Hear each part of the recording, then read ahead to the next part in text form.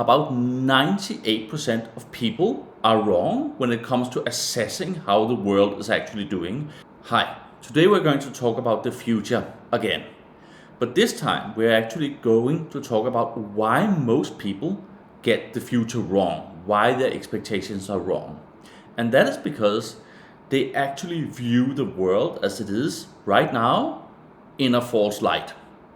I would actually say that about 98% of people are wrong when it comes to assessing how the world is actually doing, whether the world is becoming a better place or a worse place to live. The reality is that people are far too negative. Today we're going to dive deeper into Ray Kurzweil's new book, The Singularity is Nearer, but from a perspective about where we are today and what that tells us about where we're going to be tomorrow. If we underestimate the positive progress that we're going to make today or that we're making currently, we are of course also going to underestimate the positivity and the abundance of the world we are going to be in 5 years' time or in 10 years' time. So we're going to go through 5 areas where it actually seems that the world is much better than most people give it credit for. Ray Kurzweil is not alone about talking about this. The Swedish author Hans Rosling says exactly the same thing. He has written the book Factfulness, which I can definitely recommend, and you can see it right here as well. We are talking about facts here. So of course you can say there are always counterfacts to prove the opposite. But here I'm going to dive into some pretty major categories of the state of the world. So we're going to look at poverty, for example. Are people getting poorer or richer across the world?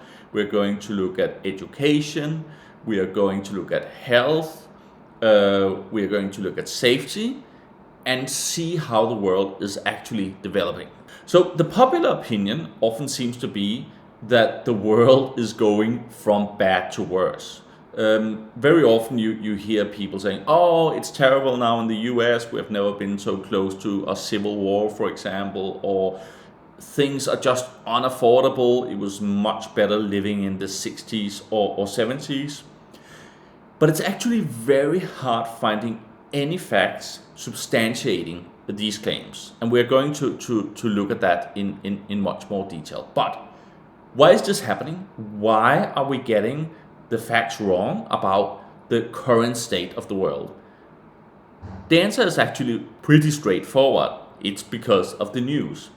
Every day we are bombarded with news from TV channels, the internet, the social media platforms, and they all talk about the same thing. They all talk about catastrophes, looking at the top 5 news stories, for example, for the last 3-4 years.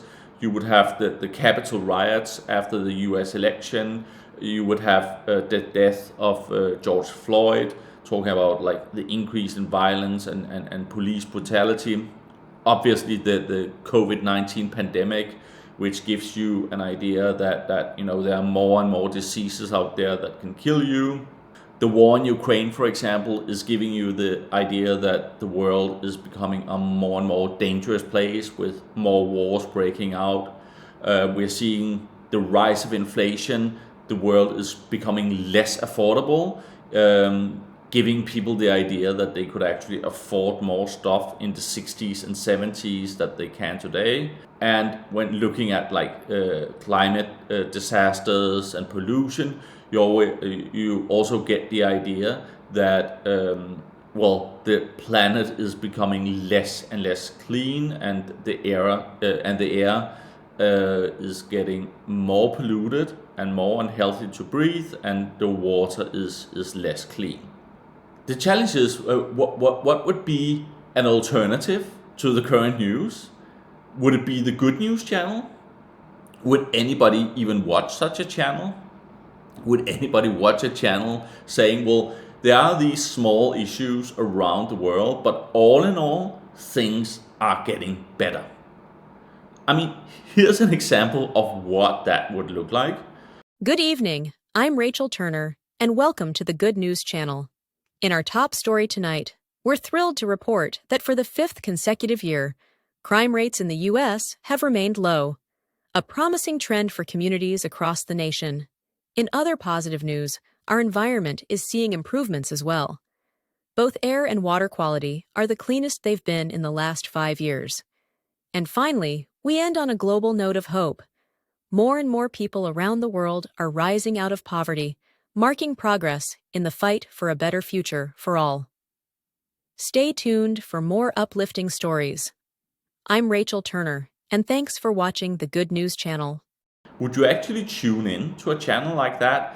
Would you like to have a Facebook feed delivering good news and feel-good stories to you all the time? Under, of course, the premise that they are all founded in fact. Do we actually enjoy news about catastrophes, about suffering, about things not being as they're supposed to be? Well, most studies actually show the latter. We do like to see somebody not doing as well as ourselves. We do like to see content that can get us emotional and even negative. And we also see that from, for example, the Facebook algorithm.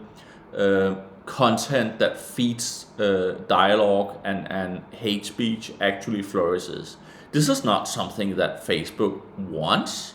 This is just kind of the, well, it's just the human nature really, that is what feeds the algorithm and that is what we want to see. So I'm not blaming media here, but what I'm hoping to do is to kind of show the opposite side, showing what the world is like in facts. So in this video, we're going to go through several slides, most of which are from Kurzweil's new book, The Singularity is Nearer. And the point here, of course, Kurzweil is talking about the future. What is the future going to be like? And one of his arguments is that there will be abundance in the future. We will have a future without financial worry. We'll have a future without worries about pollution, for example.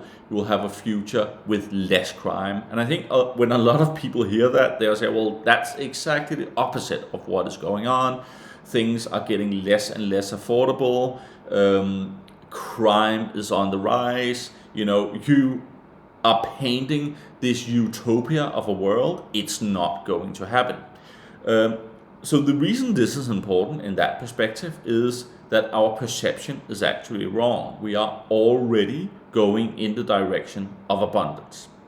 So let's take the first area where 98% of people got it wrong. In 2018, they were surveyed whether they were thinking the poverty in the world was increasing by more than 50% over the last 20 years, if it was increasing by 25%, if it remained more or less the same, if it decreased by 25%, or if it decreased by 50%. Looking at this graph, you can see less than 2% were actually got the right answer, and the right answer is that poverty has decreased by more than 50% in the last 20 years. So one very positive statistic here, and again, people got it totally wrong. A lot of people actually thought that poverty had increased over the last 20 years. What about the second area that many are so concerned about? So what about crime? And here, again, it's a survey. It's public perception of whether crime is rising or falling, right? And we see that currently in the US, people believe that there's more crime. 78% of people believe that there's more crime now than there used to be. When they look at their own neighborhood where they can actually feel it, it's kind of less. So in the United States, people have the perception that, everything is going wrong in the country. There's more and more crime, but in their own neighborhood, it's actually closer to 50-50. So some people are saying there's less crime, some are saying that there's more crime in the last 20 years. But looking at the statistics, and this is also the US, we have actually seen that violent crime per 100,000 people is falling from a level in the early 1990s, where it was up around 700 people who were impacted by violent crime out of a population of 100,000. It's now down to a little bit more than half of that level. So we've seen a decline in violent crime or in actual crime rates by around 40%. If we're looking at property crime, so for example, people breaking into a house or smashing up a car, things like this, then we're seeing a decline of more than 50% in the last 30 years. So very, very large increases in terms of crime in the US is the actual reality. So it's very far from the perception of people. So the second area, which I think is a pretty good determinant of life quality in general, is about education. Education is important because it's also about the hope for the future. Are the kids getting smarter? Are they getting more educated than they used to be? So here, looking at the US, the situation was already pretty good, even if we look like 100 years back. The amount of people who were able to read in the US was above 80%. But it's very interesting to see how that comes up to around 100% in the following decade. And then if you look at the whole world, it's a very, very positive story. In the last 200 years, we've seen how literacy has gone from around 10% to above 80%. So again, we are really seeing a positive shift. And we can see it here country by country. Obviously, some of the European countries seems to be doing really well together with the United States. But also a country like Brazil, for example, in the last 100 years, we have seen a major pivot in terms of people who are able to read. So education is definitely on the rise, and it has been increasing exponentially. If we look at how much different countries are spending on education, we're seeing the same picture.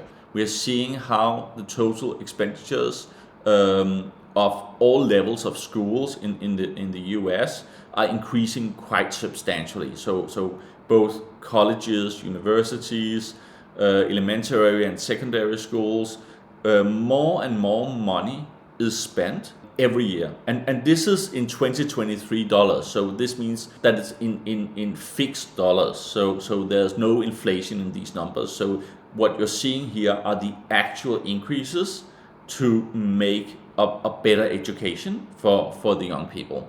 And if we look at for example, the average number of years that people are in school, we also see almost all countries in the last 150 years increasing really, really rapidly.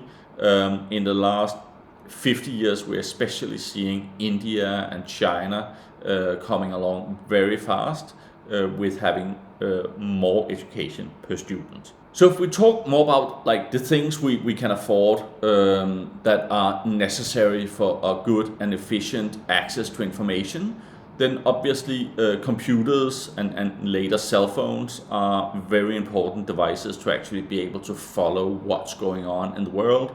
Again, here we see an explosion in the penetration of computers in the United States, going from only about 10% people in the 80s having a home computer to more than 90% having a home computer type device in the 2020s. And worldwide, we are seeing the same. Of course, the average of the world is lacking the United States.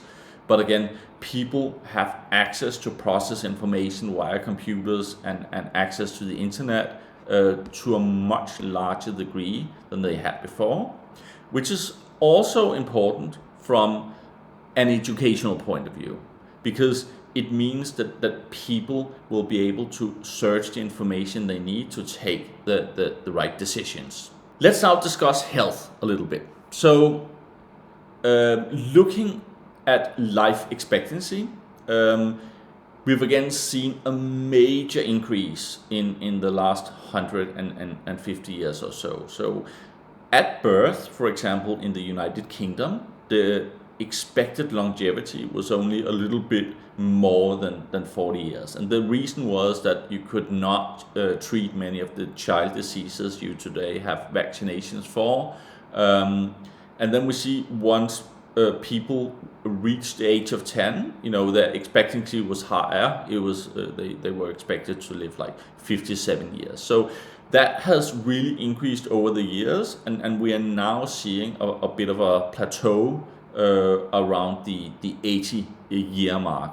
But there's very little difference between the calculation at birth to the age of 10, which means that your risk of losing a child in the state where it's more fragile is very, very low today compared what it was 100 years ago. So we are seeing a little bit a curve flattening out here, that we are not getting that much older, but this is a subject I talk much more about. Many scientists, such as, for example, Aubrey de Grey that I interviewed last week, are saying that we will see a significant pivot here. And people might find that hard to believe, but going back 150 years, people might have found it very hard to believe that we would invent vaccines and penicillin that would treat children and make sure that they wouldn't die from diseases back then. So again, I think we can use history to understand that innovation can really make a relatively quick impact on things like longevity. We're seeing basically the same picture for the US, so let's not spend so much time on this. Again, we're seeing the plateau, but I think there are reasons to believe that longevity technology will help us really increase our healthy lifespans. But let's go back to poverty. So when we talk about poverty in the US and in other countries in the world, we're actually going from a society where most people in the world were actually living in what we would call poverty today. And then that rate has then been decreasing very quickly. And I mean, in the developed world like Western Europe and the US, poverty rates are relatively low today. But we're seeing, as a world, we're actually declining very quickly in terms of people defined as living in poverty. Here we can see a more detailed picture of the change in extreme poverty by region, where again we can see maybe it's not so clear that there's a difference in like Europe or Central Asia the last 30 years, but the world is definitely declining quite a lot, and regions like East Asia and the Pacific, we're seeing populations going from 80% being in poverty to now less than 10%. So definitely we are moving in the right direction in many areas of the world. We are getting richer as a society. And again here I'm showing constant dollars. So we are filtering out the impact of inflation. So here we're talking about the real impact of how much richer people are getting. Maybe do notice that the x-axis here goes all the way back to 1650. And we see it's an exponential curve really. We are starting to get really richer fast after the Second World War. A lot of extra income per person. The income per person has increased exponentially in the US when talking about GDP per capita. Another area of discussion is we often say, well, we are so busy today, it is such a stressful life we are living. We work too many hours a week or a year. And the truth is actually that, well, while more people work, we obviously now have much more women in the workforce, then the average number of hours spent working has declined steeply from the early 1990s to right around where the Second World War started. It then increased a little bit and started to decline again. I think again we are going to see artificial intelligence and later AGI make an impact here and have this number decline quite a lot. But let's remember that does not have to be a bad thing. I actually think it's a good thing. As long as we can keep the GDP per capita positive for working less hours a year, it's what we all want, right? We want to work less but have more money to spend. So child labor is definitely looked at as one of these very negative things. We believe kids should be in school and educate themselves rather than having to work. So these are graphs for the world of the percent of children between 5 and 17 who work. Again, I think it's quite important to define, what do they actually work with. Of course, it's much worse if they have hazardous work that is dangerous for their health, or heavy work where they have to lift things all day, compared to more light work. But nonetheless, all of these parameters are declining and are almost halved within the last 20 years. So again, here are a very positive development. So going back a little bit to crime, while we may think the streets are not safe, they are a lot safer than they were historically. Try to look at this chart for Europe. It's almost 800 years here, but it's still very interesting how the homicides really spiked in the Middle Ages, and how it has declined in almost every country. So today it's negligible compared to what it used to be. The picture in the US, looking at the last 120 years, is a little bit less clear. There have been spikes in terms of homicides around the Great Depression in the 1930s. Then it went down to a low point in the 1960s, and again back up to a pretty violent period in the 1970s, 80s, and 90s, and we are then seeing a pretty steep decline when we reach the later part of the 1990s and then till now. But during COVID, we saw a little spike up. Maybe it's due to some factors regarding COVID. I'm not quite sure. Looking at violent crimes in the US, it's also more of a mixed story of the 60s being pretty safe, and then violence picking up through the 1970s and the 80s, and then kind of peaking in the early 90s, and then dropping quite drastically and being at a much lower point after year 2000. So all in all, we can say that while crime in the US has not declined as much as we could have hoped, it has declined quite significantly in the last 20 years. And it's very different than the perception of people, where 78% of people today believe it has actually increased, while it has actually decreased by 30-40% in the last 20 years. So again, it's a positive story. So let's talk about the environment. Again, the environment, it's a little bit mixed. I think we are seeing countries being cleaner in terms of air pollution and water pollution, especially in what we would call the developed world. This is most clearly seen in European countries, but there we are seeing cleaner water and cleaner air. We are also starting to see some countries, the richer they get, the less energy they actually start to use. We're not seeing quite that picture as much in the US. What is offsetting this a little bit is that countries like, for example, China and India, they are starting to use more and more energy as they industrialize. That said, we do have a clear success story in terms of solar power. The cost of solar power has declined dramatically since the 1970s, where it simply wasn't economically viable at all to install solar power.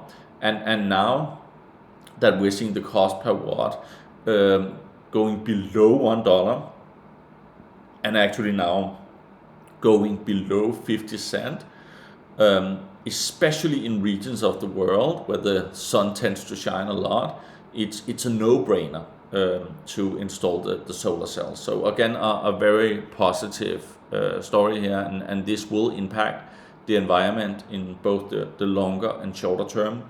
And we are seeing how this trend is helping us shift from some of the more polluting energy forms such as coal and oil to what you could call the green energies. We are seeing this graph here where green energies up till year 2000 was less than 2% of the world total, and now we are at around 13-14%. So definitely, I'm not saying everything about the environment is positive. So I think, again, one thing that people really worry about now, they might say, okay, I get it. We are getting healthier. We are spending more on education. We are getting richer, even though there's inflation. We can actually afford more things, and you can watch my other video about the price impact of innovation, where we actually see, yes, some goods have increased in price, but in many ways we've been in a deflationary period for a long time for many goods and products, including solar cells, including to some extent cars, including anything that is powered by computers. So a major worry now is, of course, what about our jobs? Will AI steal our jobs and then kind of ruin the positive impact we've seen from innovation on our salaries? So we'll actually be able to earn less money. So nobody knows, obviously. AI may be a totally different beast than the type of innovation we've seen so far. But do look at these graphs. We are actually used to this. In the US, when we were back in the 1800s, 80% were working on the farms. And so today it's very, very close to 0%. So and all of these people have found some form of employment, because the unemployment rate is lower today than it actually was back then. The same happened if we're talking about manufacturing labor, so like working in larger factories. That used to be up around 25% of the total labor force, and that has stabilized about 7 to 8%. So again, a lot of jobs here have already been automated away.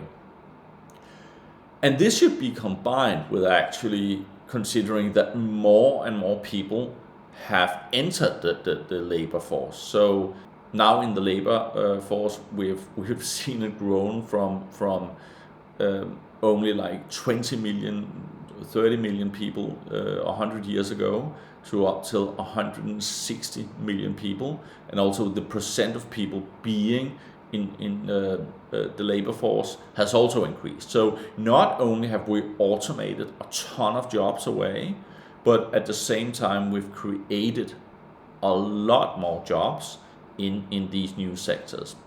And at least for a while, I think we'll see with AI that we'll probably see the same.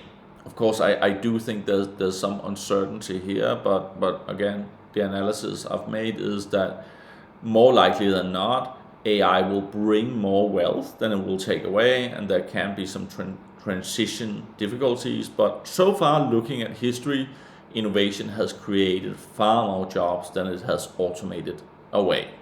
So finally, what about people who are impacted? What about people who do lose their jobs or are not able to work? So this graph shows us which countries spend the most on social welfare. And I think there's a common belief that the Scandinavian countries and Central Europe are leading here, and I think that the numbers do show the same.